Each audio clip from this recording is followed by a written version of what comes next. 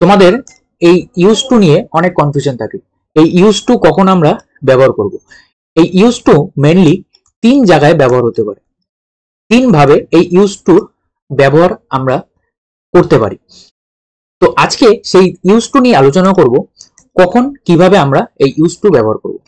তো at first use to, যখন mainly আমরা এই যে ইউজ ওয়ার্ডটা আমরা জানি, ইউজ ওয়ার্ডটার মানে কি? ব্যবহার, ঠিক আছে? তো এই ইউজটা আমরা ব্যবহার বা যে ভার্ব হিসেবে, সেই ভার্ব হিসেবে আমরা করতে পারি। যেমন এক্সাম্পল দেখো, I use a pen to write, মানে এখানে ইউজটা কিভাবে ব্যবহার হচ্ছে, যে আমি লিখতে পেন ব্যবহার করি, ঠিক আছে? তার মানে এখানে ভার্ব হিসেবে ইউজ হচ্ছে, ভার্বের ফার্স্ট ফর্ম। যেমন এখানে দেখো, আই অ্যাম ইউজিং ইউ, মানে আমি তোমাকে ব্যবহার করছি। তো এটাও ভার্বের ফর্ম হিসেবে, ভার্বের সাথে আইএনজি ফর্ম হিসেবে ব্যবহার হচ্ছে। Next, she have used you, যেমন মাঝে মাঝে তোমাদের বন্ধুদের বলো যে সে কিন্তু তোমাকে ব্যবহার করছে, সে কিন্তু তোমাকে ব্যবহার করছে, তাহলে শি হ্যাভ ইউজড ইউ, তাহলে এই ব্যবহার হিসেবে আমরা অ্যাট ফার্স্ট ইউজ ব্যবহার করতে পারি। নেক্সট 2 নাম্বার হলো ইউজ টু কখন আমরা ব্যবহার করব, যখন আমরা পাস্টের কিছু হ্যাবিটের কথা বলা হবে। যদি তোমার পাস্টে কিছু হ্যাবিট থাকে বা এখন সেই হ্যাবিটটা তোমার আর নেই, সেই ক্ষেত্রে আমরা ইউজ টু তারপর ভার্বের বেস ফর্ম মানে ভার্বের ফার্স্ট ফর্ম ব্যবহার করব।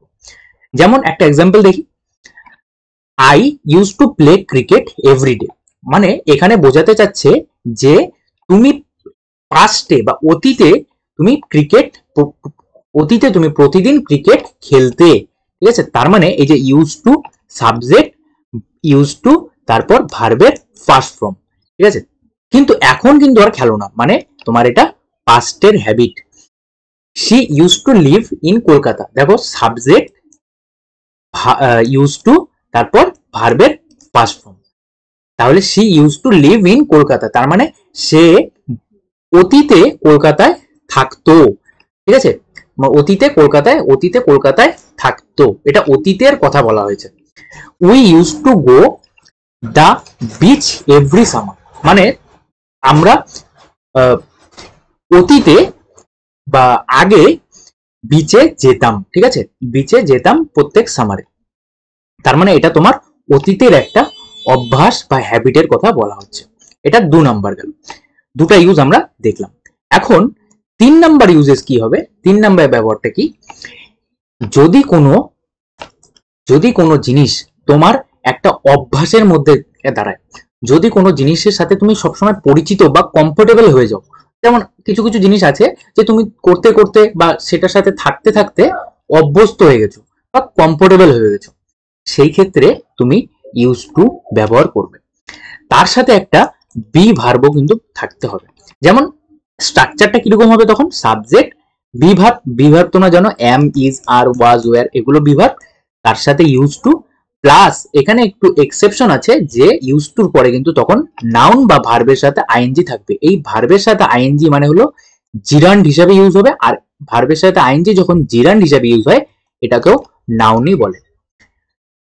তো দেখো একটা example, I am use to cold weather, ঠিক আছে? দেখো মানে তুমি এই যে তুমি থাকতে থাকতে এটার প্রতি অভ্যস্ত হয়ে গেছো বা তোমার এটা একটা কমফোর্টেবল হয়ে গেছে, এখন মানে এখন কোনো কিছু মনে হয় না। তুমি কাউকে একটা বলছো যে I am use to of it, ঠিক আছে? মানে I am use to cold weather, ঠিক আছে? মানে তোমার এই ঠান্ডা ওয়েদারটার সাথে তুমি অভ্যস্ত হয়ে গেছো, এখন তোমার আর ঠান্ডা ওয়েদার সেরকম একটা কষ্টকর হয় না বা সেরকম কিছু মনে হয় না। তাহলে দেখো সাবজেক্ট, বি ভার্ব, তারপর দেখো ইউজ টু, তারপর একটা নাউন, কোল্ড ওয়েদার, ঠিক আছে? নাউন হিসেবে ওয়েদারটা কোল্ড, এটা অ্যাডজেক্টিভ, এটা নাউন। তো এই যে নাউন একটা কিন্তু থাকবে। Next, she is use to waking up early, মানে সে অভ্যস্ত হয়ে গেছে, মানে প্রতিদিন সে ঘুম থেকে ওঠে, ঠিক আছে? আগে আগে ঘুম থেকে ওঠে, তার মানে এটা প্রতিদিনের কাজ হয়ে গেছে, সে এটার সাথে অভ্যস্ত হয়ে গেছে, তাহলে এই ক্ষেত্রেও কিন্তু আমরা ইউজ টু ব্যবহার করতে পারি। তাহলে দেখো এখানে কিন্তু ইউজ টুর পরে কি আছে, একটা নাউন আছে বা এটা জিরান্ড হিসাবে কিন্তু ইউজ হচ্ছে। তো next, we were use to the noise of the city. তাহলে দেখো ওয়ার আছে, বি ভার্ব, ইউজ টু আছে, দ্য নয়েজ, তার মানে এটা নাউন হিসেবে ইউজ হচ্ছে। তার মানে তুমি এই যে সিটির যে নয়েজ এটার সাথে তুমি অভ্যস্ত হয়ে গেছো, মানে খাপ খাই নিয়েছো। তো আশা করি সবার বোঝা গেছে। তোমাদের একটা প্র্যাকটিস সেট আছে, তোমরা অবশ্যই কিন্তু প্র্যাকটিস সেটটা এই প্রত্যেকটা কমেন্টে জানাবে, ঠিক আছে? প্রত্যেকটা কমেন্টে জানাবে। তো আজকে এইটুকুই। যদি সেশনটা ভালো লাগে অবশ্যই লাইক করে দাও, বন্ধুদের সাথে শেয়ার করে দিও, আর অবশ্যই রিপিট করে বারবার জিনিসগুলো দেখবে। আর আগের কিছু কিছু তোমাদের করিয়েছি, কিছু কিছু জিনিস আমি করিয়েছি, এরকম ছোট ছোট ভিডিওর মাধ্যমে আমি তোমাদের অনেক কিছু জিনিস শেখাবো। থ্যাংক ইউ, আজকে এইটুকুই, বাই।